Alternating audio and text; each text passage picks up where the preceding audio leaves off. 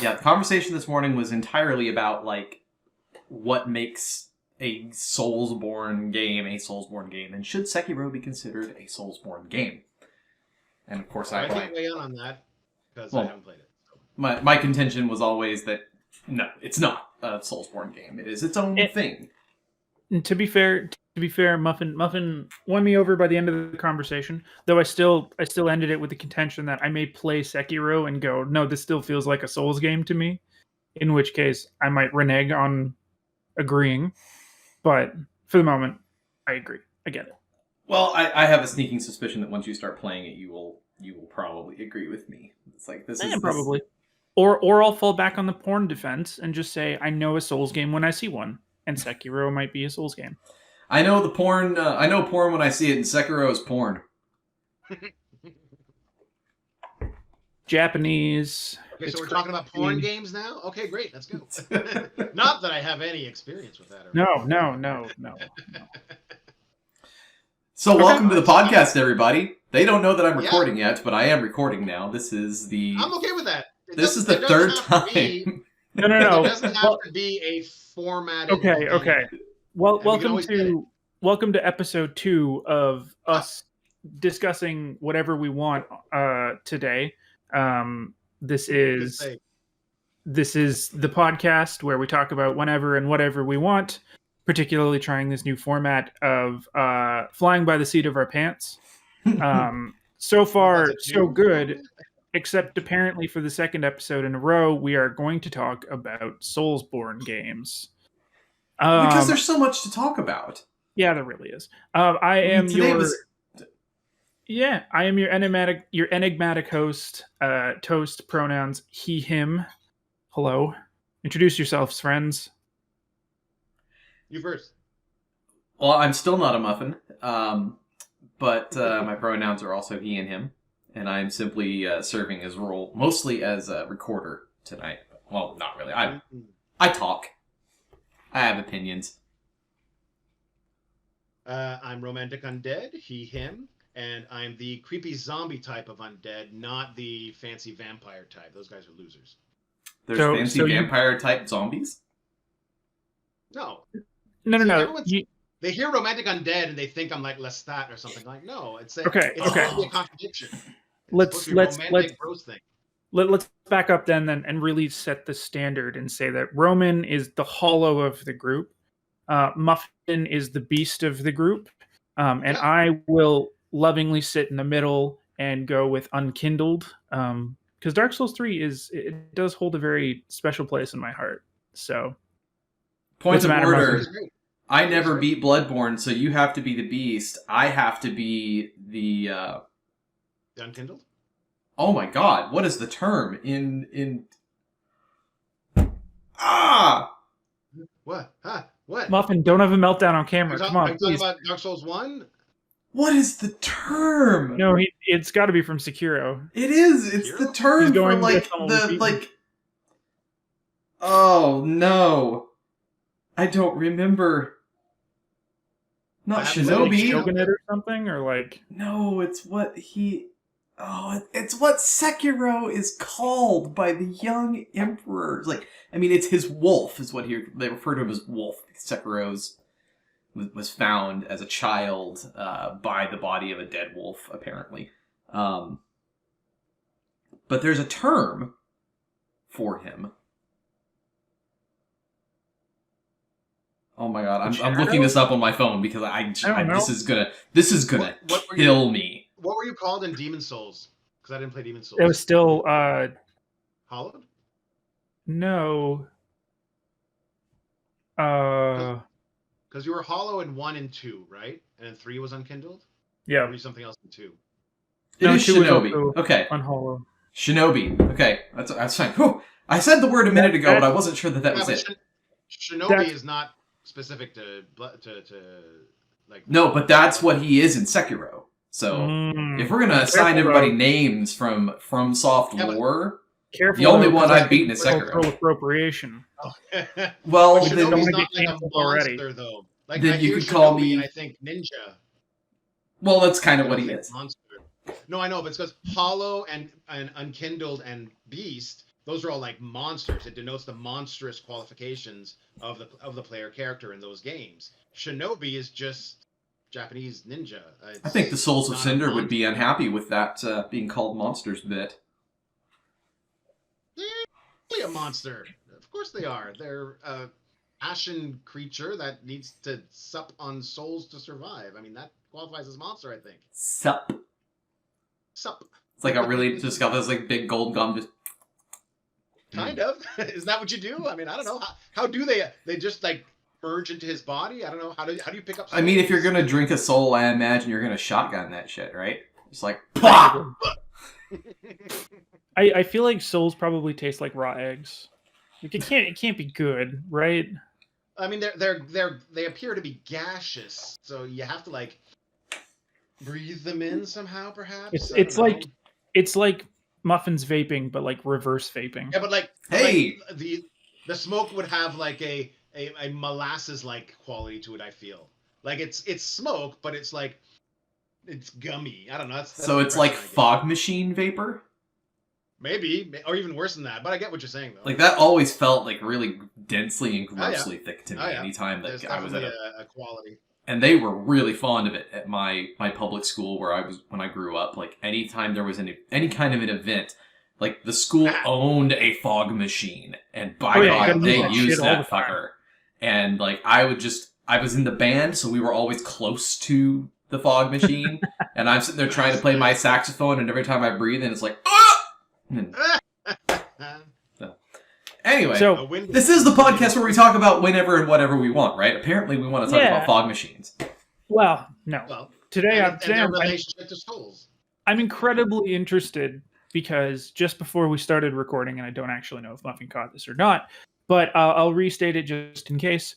We're in a weird situation where two people in the recording right now have very opposite, let's just call them tastes or opinions on favorite setting, favorite game within the series. Personally, I love all the children of From Software, from Demon Souls onwards. I was going to say, you haven't played all From Software games. No, Kingsfield, no Armored Core, no... I'm going to say Armored Core, really? Okay. No weird ninja one. I find it amazing that I've actually played all of these games. No, I haven't played Kingsfield, but I played all the Armored Core games. Like, I'm the most frummy of the group. Hang on, what's the weird ninja one? Sekiro. And Demon Souls. Oh, because I'm thinking weird ninja one. I'm thinking from back in the day, and the only one that came to mind was Tenchu, and I was like, was that From Software? But no, okay. Now, also though, Muffin is still currently very much enjoying Bloodborne. We're working him through Bloodborne. Which is the only one Roman hasn't been able to beat yet. It is From Software. I was right. Sorry, I've played those too. But Tenchu is in fact was From Software, and I think you reminded me of it unintentionally. I'm too young for all this shit. I'm a FromSoft shill as of 2015 onwards. Okay, give me the last 6 years. That's enough. You knew about Armored Core, and that stuff's old. That's been around. That's also partially because Muffin quizzed me on it this morning. Oh, okay. Well, it's a shame you missed out on Tenchu. You would probably dig the hell out of Tenchu. I certainly did. Probably for its day. I don't know if it holds up. I don't know. Who knows? Yeah.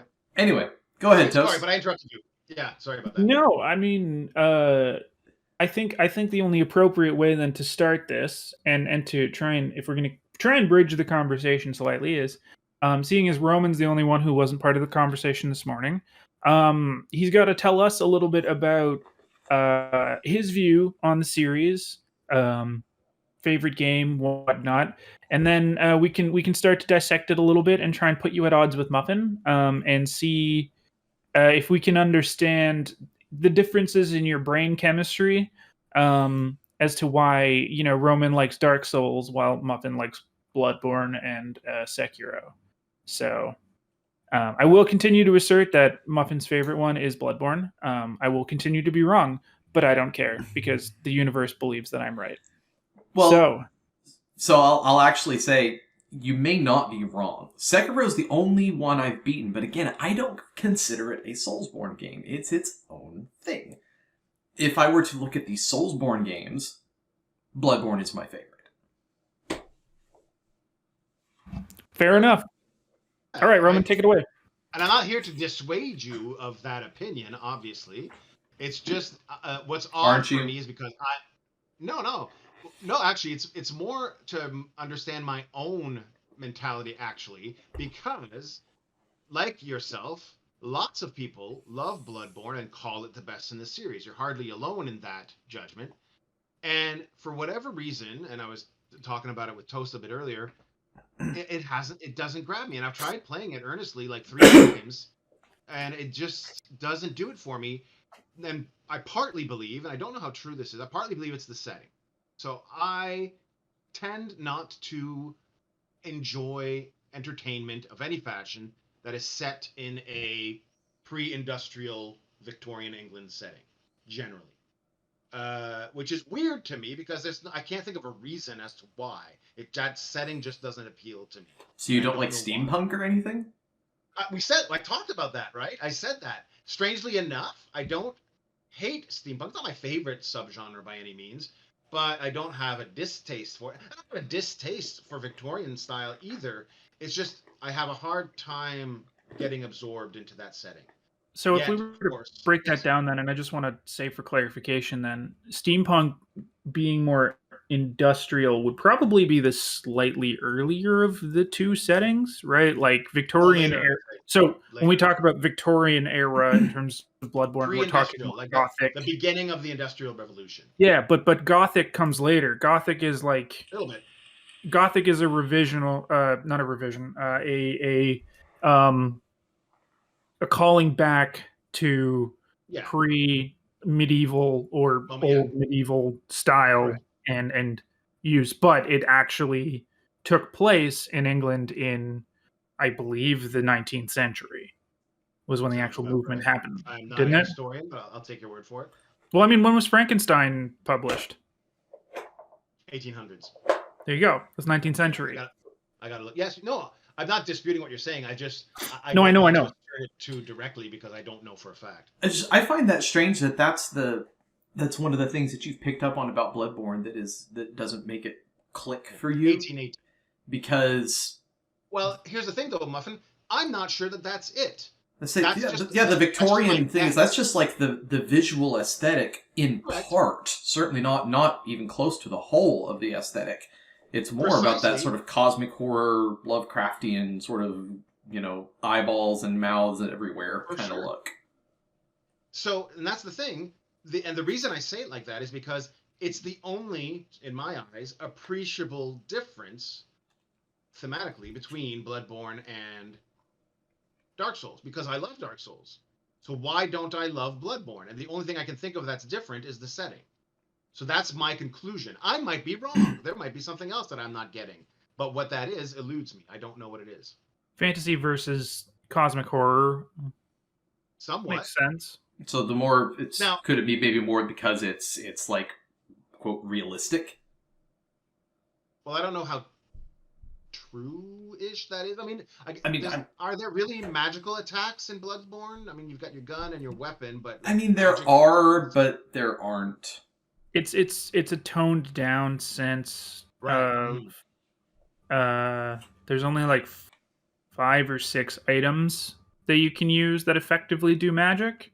It's not a magic in a sense of like, a spell with a catalyst or a talisman that you're kind of evoking in that old sense. It's more like a oh god, what am I trying to reach for here? It feels more like magic in a Lovecraftian sense. Got it. Like it comes across less understandable. Yeah, it comes across feeling more like, I want to say realistic, as not true as that is.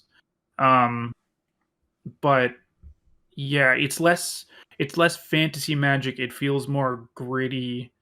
That's it. The grittiness is part of the aesthetic, personal magic. Black magic. That's a better way of saying it. And it's not like the Dark Souls universe is a happy-go-lucky, pastel-colored fantasy world. It's certainly not. So it's not about the grittiness per se, but it's a combination of factors. I don't know. I don't have the answer. That's the whole point of me bringing this up, is that I don't actually understand why. It's just similar. I equate it a bit to why I can't get into The Witcher, despite it on paper being everything I should like. And I've tried playing it like 3 times. My wife wants to play it now after we just finished the second season on TV on Netflix. So, and yet I cannot explain. It's for a similar reason. It's the same feeling. It's like, why don't I like this? I should. Is it more that like, and maybe I'm overstepping here, please tell me if I am. Yeah. I feel like usually fantasy as a genre, and as much as I know we say that Dark Souls is incredibly dark, because it definitely is, but when you use fantasy, pure fantasy tropes, there is more of I want to say like a feeling of hope that's still partially associated with it, no matter what. And it's I not a found, bad assessment. because I found that The Witcher, while being fantasy, does not have that as much, and maybe it's because it's a little bit. Yeah, it's much more rooted in like ideas of predestiny and everything, which makes it much more nihilistic. So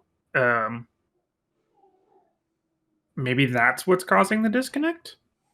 I mean, like I said, I don't know.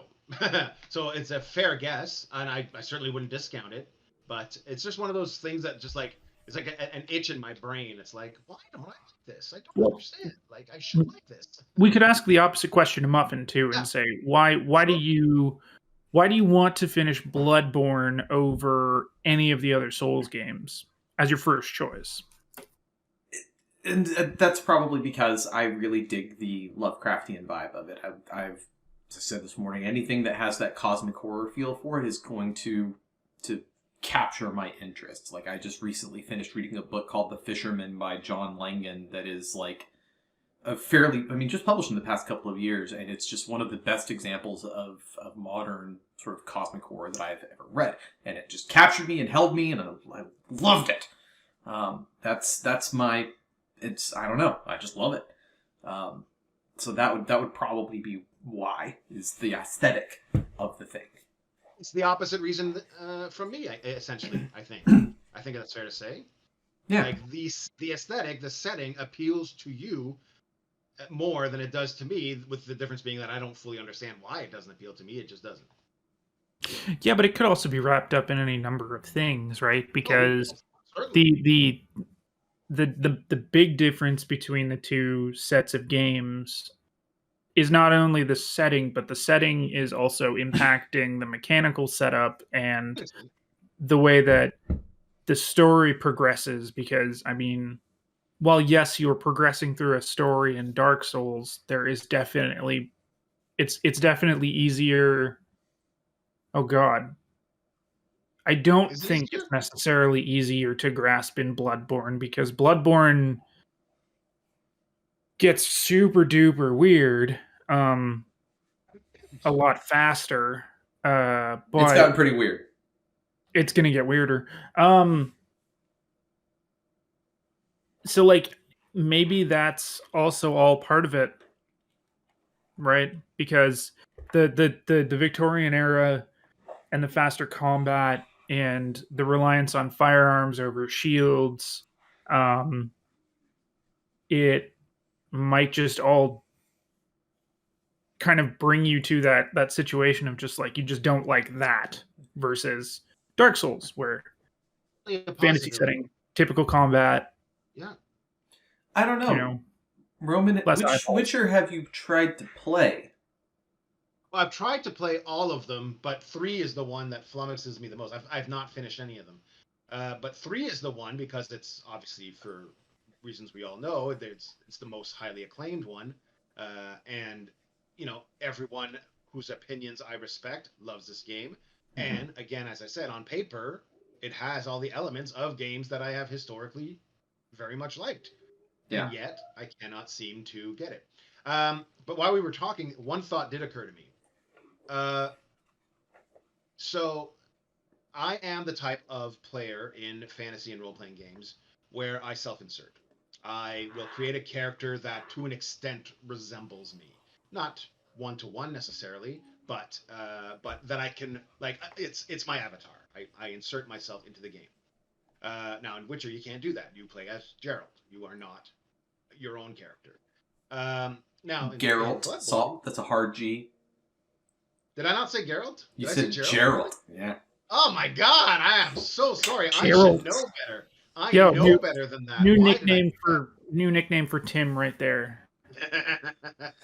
So that could be one aspect there, and I don't really relate to him to that much. Maybe the other aspect as well, and that's somewhat rather, I think may relate to Bloodborne, because if I remember correctly, you can't really make a tough guy in Bloodborne. You're pretty much always going to be a skinny, rail thin guy, right? Isn't that one of the things we talked about today, that you can't do that sort of customization in Bloodborne? Is it? Yeah, there you go. That, I mean, now I don't know if that's the difference maker, but I mean, I know that I could make a pretty big guy in Dark Souls, and I generally tend to go for the heavy hitting or short sword and shield style. You're a Havel the Rock kind of guy. If I can get away with it, sometimes, yes, yeah. Well, I mean, I think we're trying to nail down like specific things that make you want to not play, or that that push you away from the game. But really, it sounds like there's just like a confluence of various things that just that don't necessarily repel you from the game, but that prohibit you from being fully sucked into it. And I can get behind that. That's essentially correct. Yeah, and you've pretty much got it there. So it's not like, again, I don't revile the game. It's not like I hate Bloodborne. It's just like it doesn't grab me. Same thing with I was playing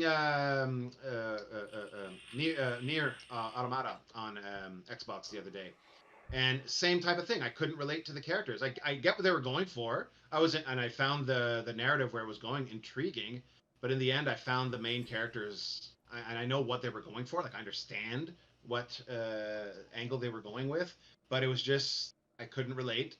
I'm glad you could, because I could never understand what the fuck was going on in that story. Sorry, if Ent watches this, I apologize, but... Oh, man, Ent's going to have words. So, okay, well, speaking of... Ent's never going to watch our podcast. He said that, didn't he? Yeah, he did say that. He'll never be able to. We can bash him. He'll kill all of us. No, Ent's a great guy, but we had a conversation about... shifting gears a bit to Final Fantasy. I promise I won't take up too much time. But he loves the certain part where I am in the game right now, and he was begging me for my opinion. And I won't bore you with the details. But I disagreed with him on a certain aspect of the storyline. He loves the villain in the part that I'm at, and he didn't really do it for me. And I feel like I offended him. I think he got upset. He was like, "What do you mean?" And I'm like, "No, man, it's..." Anyways, I won't get into details, because that's not the topic. But I just, because we segued into End real quick there. But the man is passionate, and I appreciate that, and I wish I could... I know him personally very well. Trust me, you did not. Right, that's right. Okay, good. I'm glad. But I just felt it was because he kept trying to convince me, right? He's like, "No, man, you don't get it. He's really awesome." If you did offend him, you wouldn't be wondering. There would be no doubt in your mind. Well, there you go. So my point being that I think, well, okay, maybe I frustrated them by not agreeing with his take. So then I have done that many a time with Ent on a variety of topics. So. It's just interesting. It's a fun, it's an interesting dichotomy, because it's very interesting for me because, again, I'm a FromSoft shill from 2015 onwards. Oh, we got a special guest. So I've loved all of them, and I will continue to love all of them. Hey, buddy. Hey, buddy. Hi. Can you say bye-bye? Hello. Bye. Bye. There it is. Good job. Bye, buddy. Yeah. I'm going to take him over to the bedroom real fast. Yeah, I'll be right back. Cover your mouth. Sorry, we got interrupted. What was that? No, it's interesting to hear the other sides of it, because of where I stand, which is just that I've loved all of them for very different reasons. And to understand what didn't work, right? Like what's turned people off, right? It's not the difficulty. I'll tell you that right away, because that's the go-to answer for a lot of people, right? It's the difficulty. No, I dig that. Which I get, but again, that's also why then it becomes more interesting, because then it becomes figuring out, well, the difficulty is like the easy answer. So if it's not that, then what is it? Right? Right. Well, that's the thing. So we've already, talked about it, and I mean, it's a guess. I don't have the answer, but I mean, Muffin pretty much figured it out. I think it was a confluence of things that just didn't work, just didn't click. And again, it wasn't a disgust. It wasn't a reviled reaction. It was just like, I'm just not into it. That's it. That's all. Yeah. It is interesting too, though, and like I was telling you before, the fact that Muffin and I have now been playing it co-op, it's amazing the difference in experience that it opens up in doing that. And I do have to say, I'm having a shit ton of fun helping guide him through it. And like personally, I really hope we keep doing it. I'd love to do it for the rest of the Dark Souls games too, because it's... Remind me, because you mentioned you were playing Bloodborne, and you mentioned you were on a New Game Plus. Was that thing Dark Souls? Yeah. Sorry? Yeah, that was Bloodborne. He's on New Game Plus on. Yeah, that's right. But I don't remember if Dark Souls had New Game Pluses. Yeah, it's always been a thing. Strange. Okay. When you beat it, it boots you back to the start with all your stuff, and says, "Go, everything's harder." Interesting. Because I have, especially 2 and 3. So I didn't play the crap out of 1. I just beat it and I was done. But 2 and 3, I did play the crap out of. But I don't remember playing it twice. So I think I just did like the one run and got everything that I could in one run. But I did like take on the hard, like I beat the Nameless King. That was 3, right? And stuff like that, which is an optional super boss. So I did do all that. But I don't recall doing new games on that. So I guess I was just surprised to hear that was a thing. But I guess it's just always been there, and I just never partook. I'm doing it because I'm doing the platinum for Bloodborne, and in order to do it, you have to get all of the endings. Like, that's a pretty normal... Oh, I see. Okay. A pretty normal thing. I've never been an achievement chaser, so that's not... Yeah. And I'm not one to want to, like, figure out if I can, like, rig it somehow where I save it, go to the ending, go back, do it again. I just don't care enough to do that. So I've just been like, fuck it, I'll beat it 3 times. Who cares? You can't do that. A friend of mine did it, but yeah, I know, but I don't know how, because I haven't played the game that much. Play it how you like. Yeah, don't let other people dictate to you how to enjoy your entertainment. Yeah, so, look at that. That could be a good segue into the whole accessibility difficulty thing. But that's a conversation for another one. Oh, we're not doing it now? Oh, fine. No. Well, I just wanted Tim to be here. You want Tim for that one. It's so hard to not talk about those kinds of things when you talk about a Soulsborne series. Okay, but so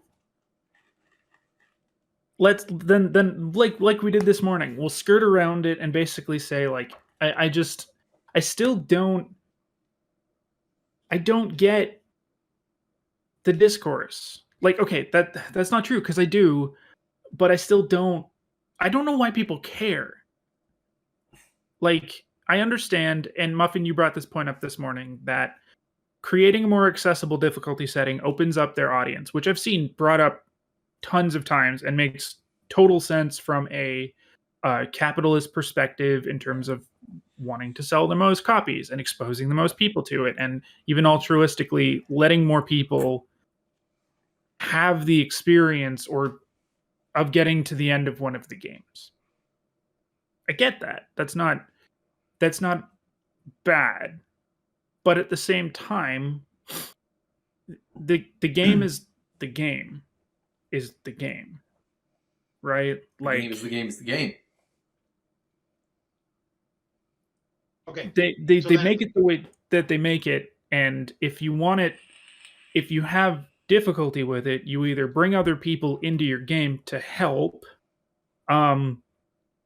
or you decide that it's not worth going through. Right? So, I think I have an analogy that might help.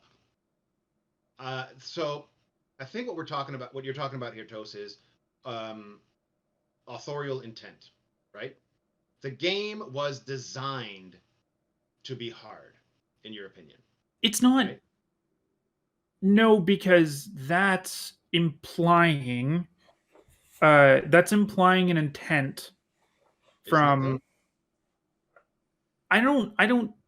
So, do I think that Miyazaki sat down when he was making Demon Souls, and then when he was making Dark Souls, and then Dark Souls 3, and then Bloodborne, and I'm going to stop you right there and say yes, he said so in an interview. He said, "I want to make this super hard." I have to pull it up. Okay, then fine. He has said this, and I quote. Well, I won't quote, but I'm pretty sure it's a quote. I am a masochist. I like to die. Oh yeah, no, I've heard that quote, well, but I still don't super believe that he sat down and was basically like, why not? Look at his library. Look at his history. All his games are super hard. Okay, but so combine that with the quote. I'm not sure I understand why you can't. Because I don't want to necessarily think that it's coming from a realm of being of doing it to like to be elitist. No, I don't think that's it. No. I don't think that's it at all. Okay. I think that what Miyazaki was getting, because another interview, and I'm paraphrasing from this one, and I'm not going to be able to because I'm recording.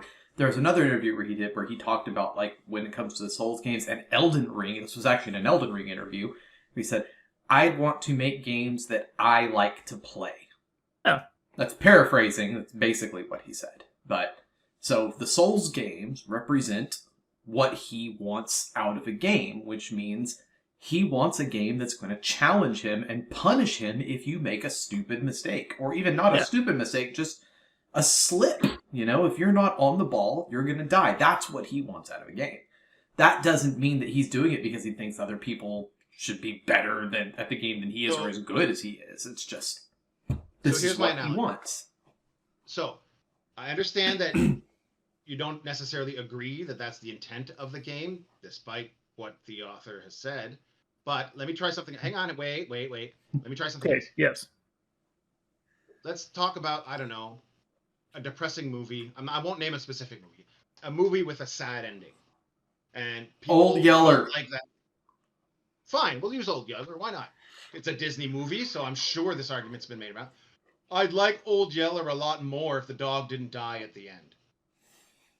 So does that mean that Disney should now make a version of Old Yeller where he doesn't die at the end? Doesn't that destroy the entire point of the movie? You're making Toast's point in some ways, I think. But also, I don't agree with the way he's saying it. What's that, sorry? Yeah. But also, I don't necessarily agree with the way that you. Well, here's a disconnect. I'm making Toast's argument for him, except Toast doesn't believe that the Souls games are meant to be hard. So that's where the disconnect is happening. No, Toast doesn't think that. My read on what Toast is saying is the Souls games are meant to be hard, but they're not meant to be like. It's not a difficulty that's meant to gatekeep. It's just because this is the nature of the game. No. I agree with that. They're hard, but fair. It's not cheap. There's a difference. I mean, this conversation's been had before, but there's a difference between hard games and bad games and cheap games with cheap deaths. Dark Souls is not a cheap death game. You can die easily, but respawning isn't a big deal. You don't have limited lives or limited continues or whatever. You can always get back to where you were. So it's not one of those situations. But the fact remains that its challenge, its difficulty level, is a impediment to a certain audience. And as such, the discussion becomes, should in scare quotes, a video game company ease up or offer an easier version of the game in order to expand its audience? That's the question I think is being asked here, right? Yeah, and it's not that Dark Souls is bad or too hard. No. I know. The thing though that I don't get is, and the thing that I think it bugs me because this discourse comes up every time we get a new FromSoft game. Correct. And I get it. I do. I can empathize that if people genuinely want an easier mode because, some people don't want to feel frustrated with a game. They want to play through. They want to play through the world and be able to experience it in their own way. I still don't necessarily think that. I think the game has enough ways to allow you to mitigate that. And I hope Muffin is starting to kind of agree with me, as much as I know he hates the co-op aspect. Explain mitigate. What do you mean by mitigate? So, no, what I mean more is like, you can mitigate it by bringing in other people. Okay. Right? And I'm realizing more and more that that's a legitimate tactic. And provides a different experience, right? Good or bad. I don't know where the hell I'm going with this. I'm digging myself a hole and I'm feeling scared. So somebody save me before I talk myself into it. So I would say that I agree with you that there are certain mechanical systems in the games that can be used to try to mitigate some of that challenge. One of them, as you've said here, is the co-op system. If you go to Demon Souls, which, by the way, I think is the best Soulsborne game. It is not my favorite. Demon Souls is the best. Big difference. Demon Souls had some stuff in there as well to mitigate that in the world tendency mechanics that were in the game. So there are things that you can do to make the game easier and to make the game harder by like burning effigies in the But I would also say that I think Demon Souls is arguably the hardest one and the one built with the most crushing intent. Potentially. I haven't played enough of 3 to be able to say anything definitively. But not the hardest. I'll say that much. So I would maybe start approaching agreeing with you that co-op makes it easier. Except there's a penalty to playing co-op. And that is, you can now be invaded by other players.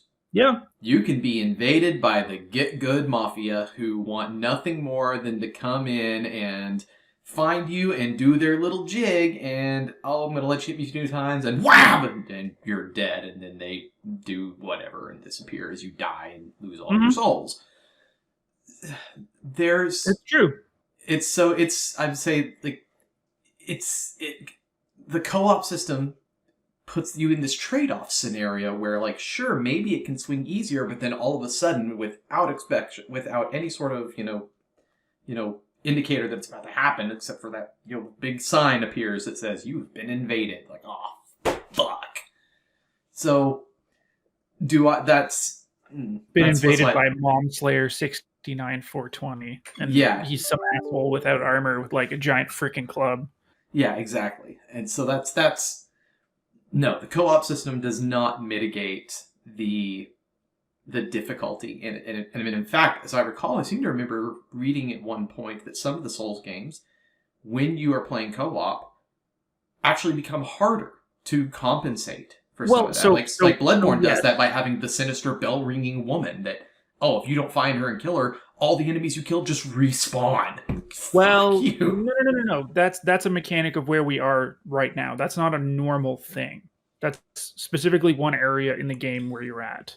Sure. I'm saying that there are costs that Miyazaki introduces for these kinds of things. That is a regular thing. Like, and I don't know if you did notice that while we've been playing together, Muffin, but the bosses do have more health when you summon people in. Yeah, fuck you, Miyazaki. Why would you do that? Let's just make the game harder when you're trying to make it easier. Because there's 2 people. Which, like... I want there to be 2 people because I want the game to be easier than it is. But no, we're going to make it harder. 2 people. Like, and to your point of being invaded, yeah, you can be invaded. But if you, like, when you're invaded, you can only be invaded by 1 person, and there's still 2 players versus the 1 person who's invaded you. Now, if the person who's invaded you is a complete asshole and is really, really good at the game, yeah, you're gonna get fucked no matter what, and I hate that. But it from a technical standpoint is still an advantage to the players, right?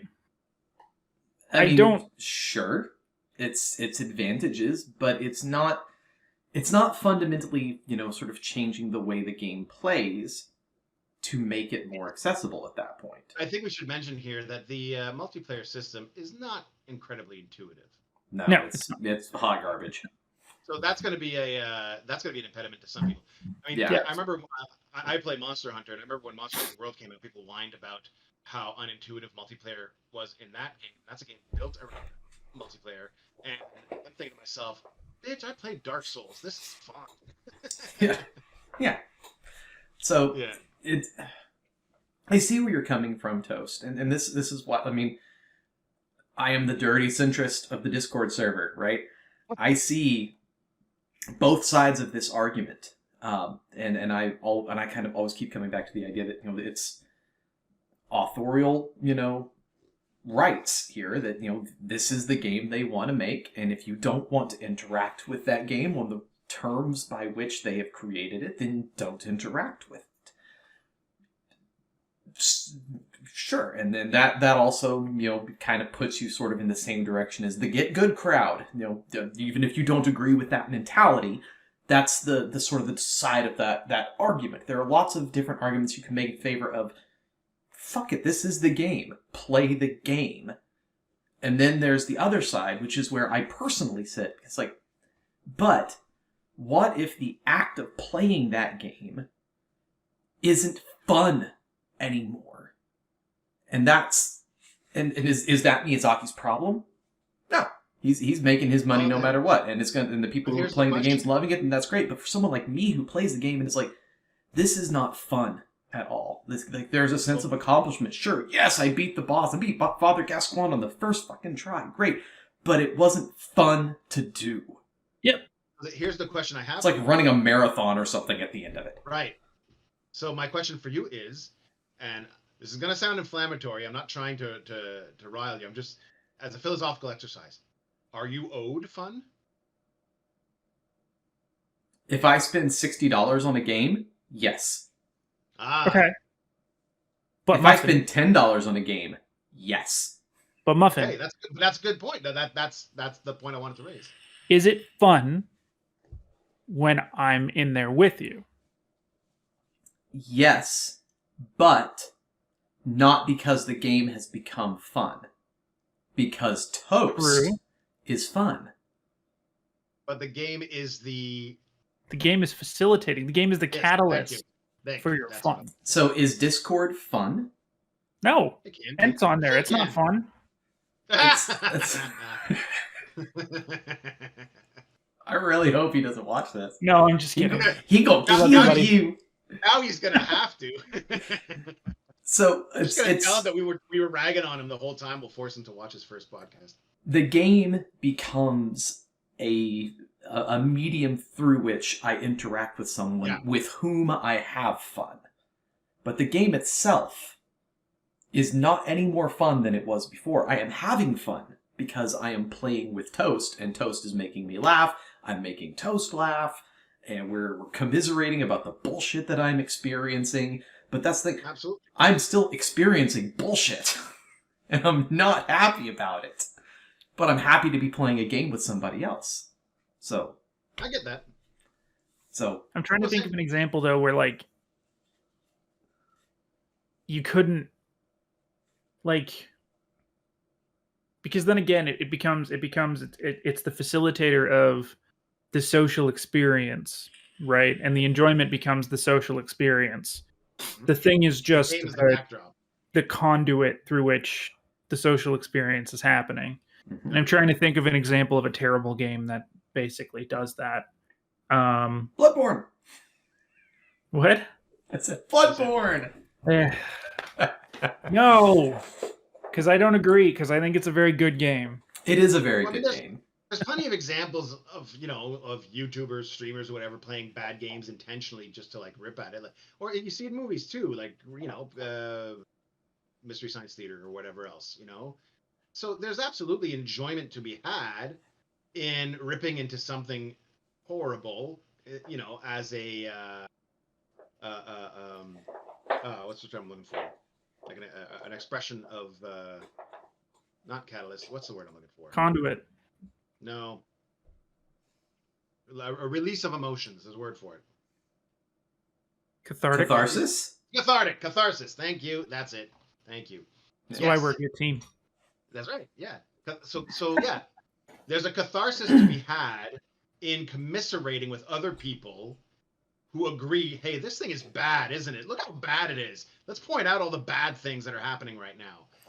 And that builds community. That builds a rapport with people, just like commiserating over good things as well. Wasn't that awesome? Fuck yeah, that was awesome. Yeah, that people bond over that too, So, but just as my point with this then is to say, like, when Roman posed the question of are you owed fun, and to come back to Muffin and say, well, now technically, are you having fun? Has this fulfilled the contract that you have somehow signed with Bloodborne when you paid your $60 and demanded your fun, which you never had before now? Does this fulfill that? I mean, I would say no. I'm having to do something. Well, we're never playing Bloodborne again then. That's fine.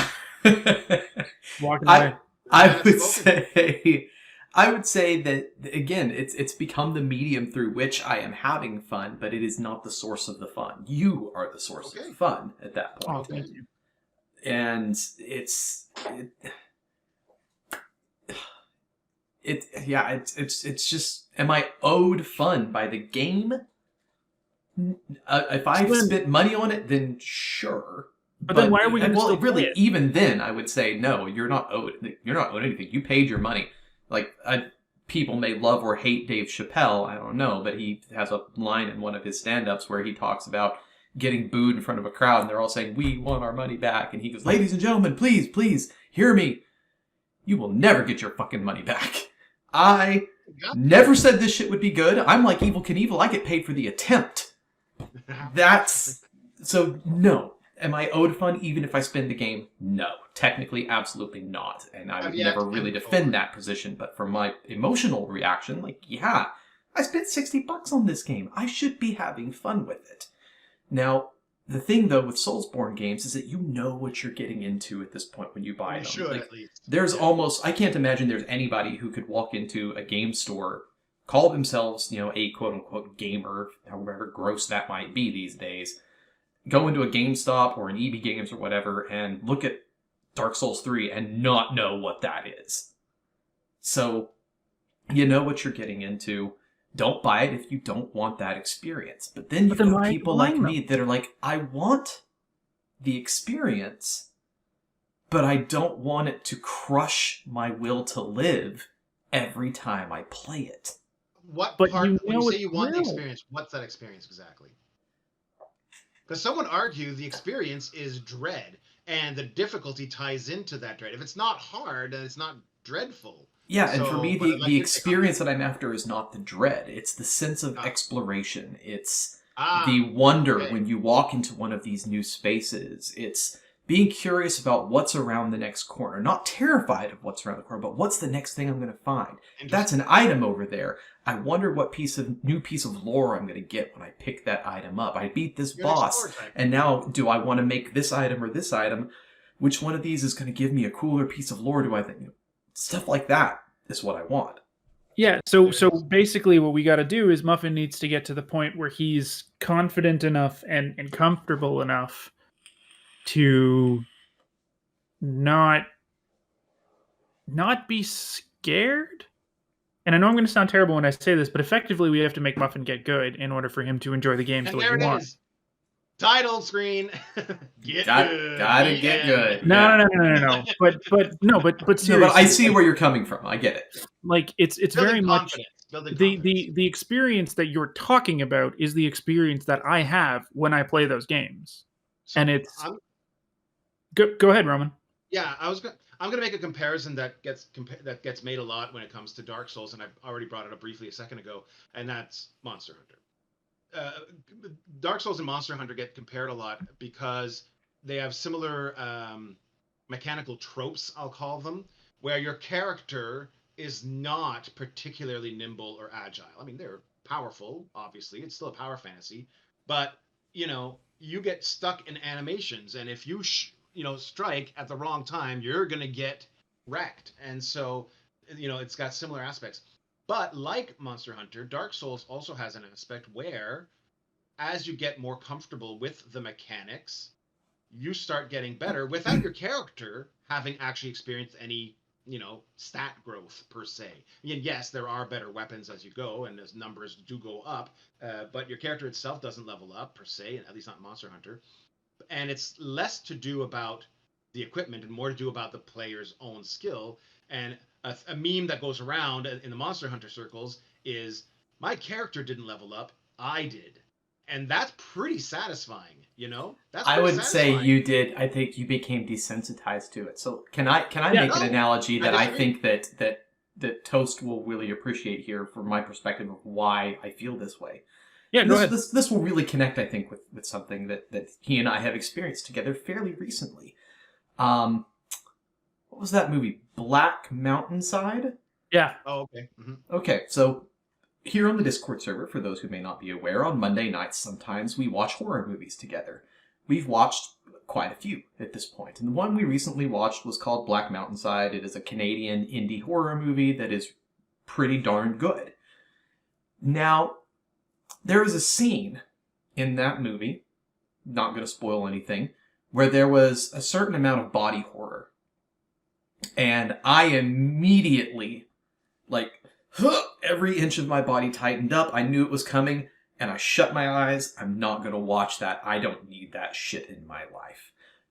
I do this with a lot of horror movies, and yet horror movies are probably my favorite genre of movie out of all of them. I love a good horror movie. And so I view this argument with, should there be an easy mode or anything like this? I compare it to something like that. I'm like, well, do the filmmakers have any reason to make me not feel squidgy when I watch this movie? No. That's the point of the movie. But I can always shut my eyes and miss that piece that causes me a strongly physical, visceral reaction sometimes. Why can't Bloodborne or Dark Souls give me the option to shut my metaphorical eyes? I will be happy to throw many, many pennies at FromSoft and Miyazaki to play these games and experience them, but I want to be able to experience them in a way that doesn't make me feel physically sick sometimes from my anxiety of playing these games. Why is that so difficult for people to understand that there are people like me who just cannot play these games without and I'm not saying, Toast, that you're one of them. I'm thinking more about the broader community of the get good mentality. Why is it so difficult to grasp that sometimes I want all of this, just I need to have the option to sometimes just do things I have the answer for differently. Here's the answer. With your horror movie example, you're the one doing the change.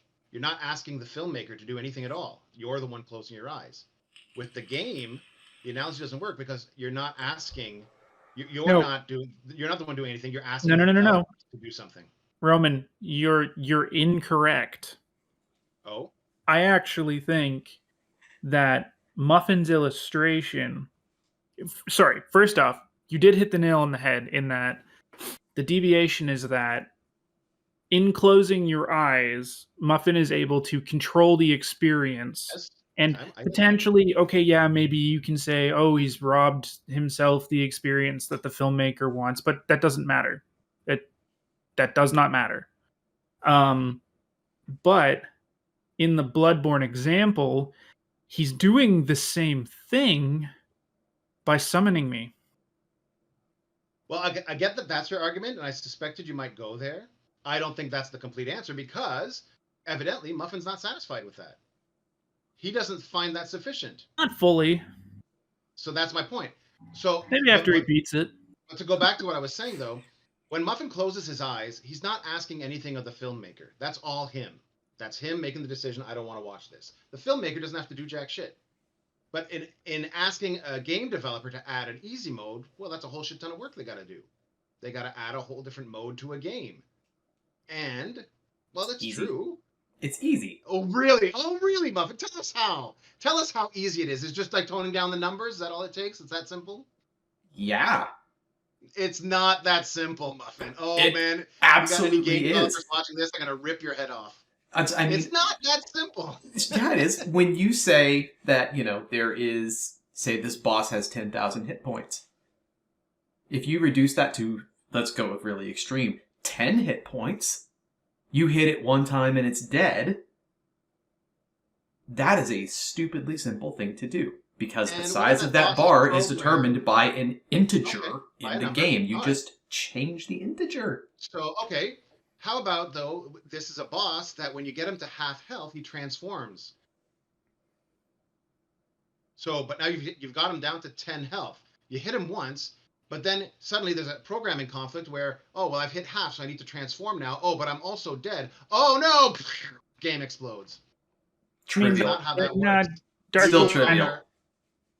No. That example doesn't necessarily work as much with FromSoft, because if you do stunlock a boss well enough and you do kill them before they transform. Are you seriously going to try to sell me on changing the numbers? No. I'm not 100% siding with Muffin on this. I'm just saying that particular example kind of breaks down in this context. Okay, but let's grant. I'll grant Muffin's argument. Let's say, and it's completely baloney, but let's say it's as simple as toning down the numbers. That's still work. That's still going through the database of the game, creating a whole separate segregated mode where all the numbers are different. Someone still has to go through all those numbers and change them all. It's just object-oriented programming, dude. You go to the object, it's easy. Yeah. I do object-oriented programming all the time, and it's easy. Work, though. It's still work. So then, let's change that direction then and say instead of editing and filmmaking is easy. It's just cutting here and cutting there, and you've got a scene out. There you go, easy. Guys, I think the way to wrap this whole thing and put the little bow on top is basically to say, Miyazaki, you heard it here first. Muffin would be willing for very little money to do your easy mode on your next game. He'll create the easy mode for it. Perfect. Excellent. Of which you will sell millions and millions of copies, and he only asks. He's not a volunteer programmer right here. He'll do it for free. A 10% retainer. 10%? Wow. I don't think. You gotta have to go. Okay, down. So if you want it to be even simpler, it can be far simpler than that. All right. It is simply so instead of changing the object of the enemy objects, which sure you need to go through it, you need to do that potentially on every enemy that's in the game. Alternatively, you can change the character. You have it on easy mode. Here's your amount of damage that you have, whatever you've done. You say damage is equal to whatever, sort of structures are there to determine the damage. My game developers' friends are screaming right now. The amount of damage that's done times something, where something is determined by the mode that you're playing in. It's really that simple because it's all just math. No, it's not. I don't want us to game balance. Go down this rabbit hole. So no. Here's what I'm going to do instead. We're going to take a different tactic. So, Muffin, what do you want to get out of these types of games? Let's attack it that way. In an ideal world, you know what it would be? Yes. Like, God, this is going to make me sound like such a pansy when I say it. I want a one-hit kill on every enemy I encounter. Why? I hit it once, and it's dead. I want it done and out of the way. I don't want that enemy to be there any longer than that because I want to go through the world. He's an explorer. He's not there for the gameplay challenge. He's there to explore the world that was created. To him, the challenge is an impediment. He doesn't get satisfaction from that. Right.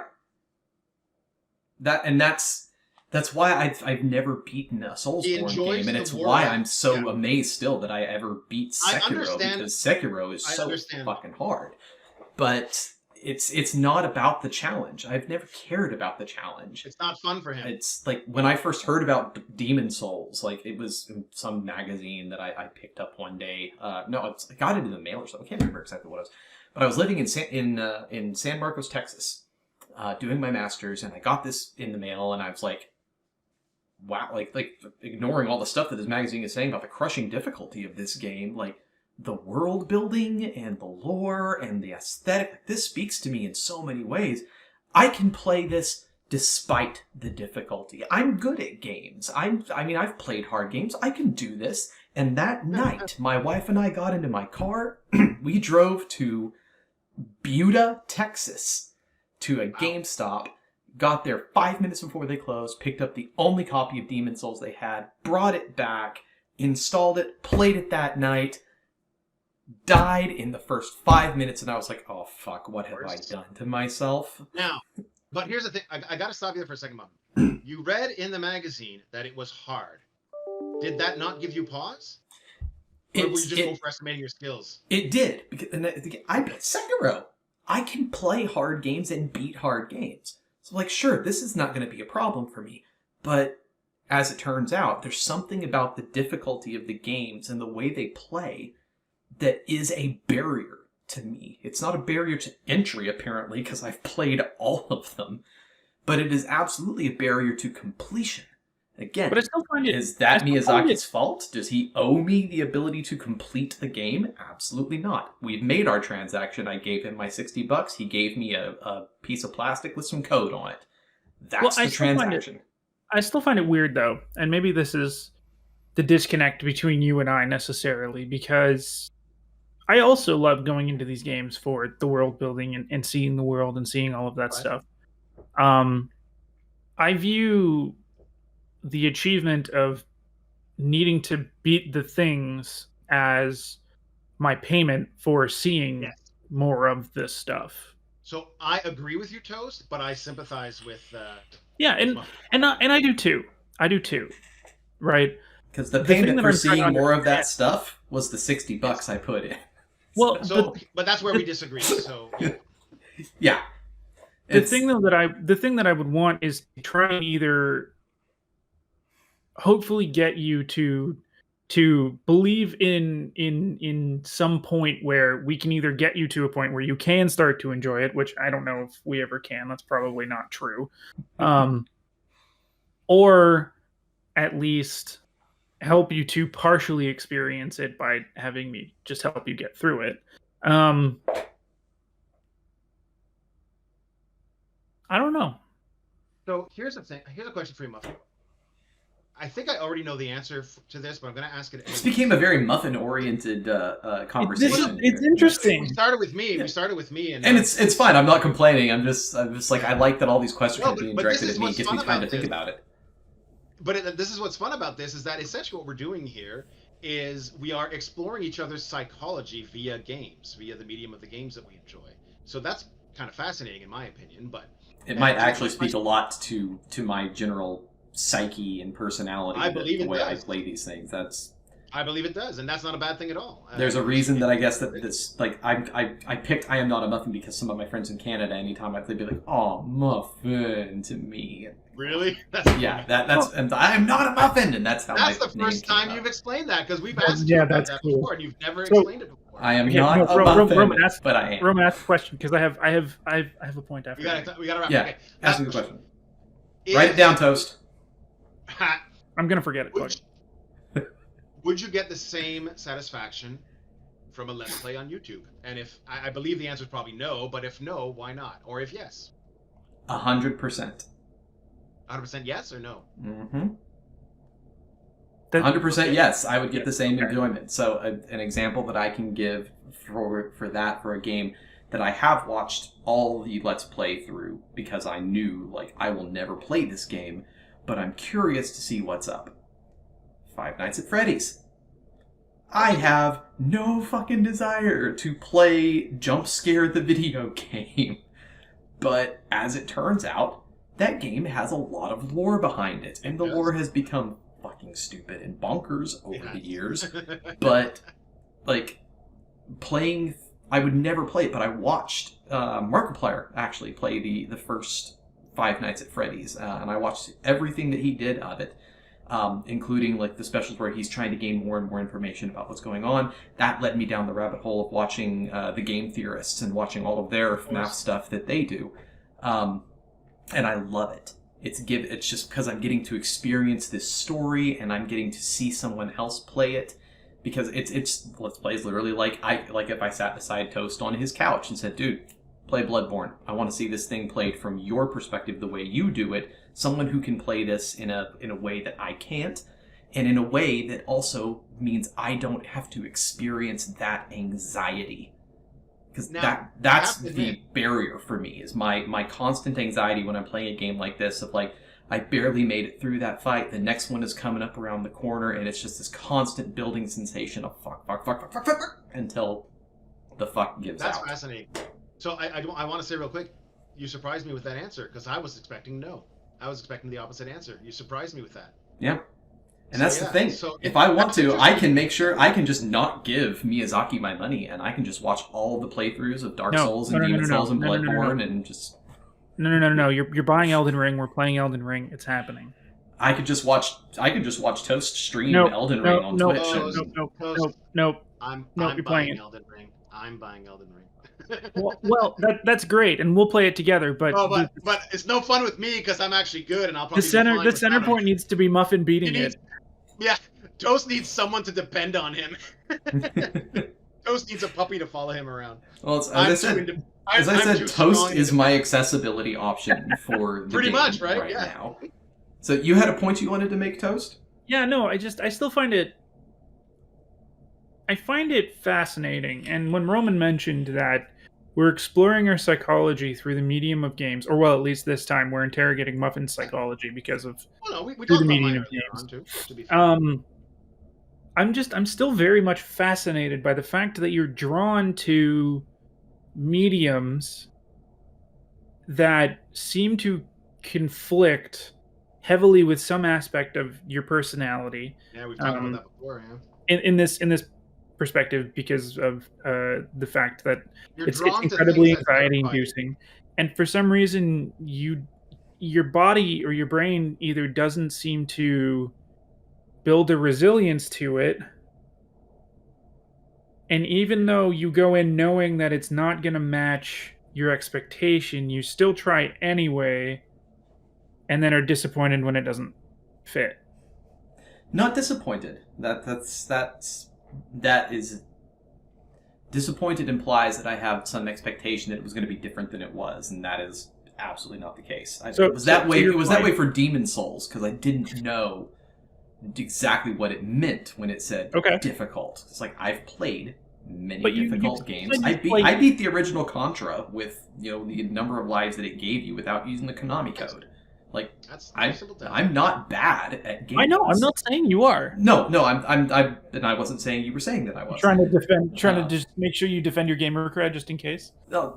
Just trying to give a little bit of background. It's like, I'm good at games. Some games I'm much better than others, as I'm sure Int can also attest, because I am garbage at Apex Legends on PC.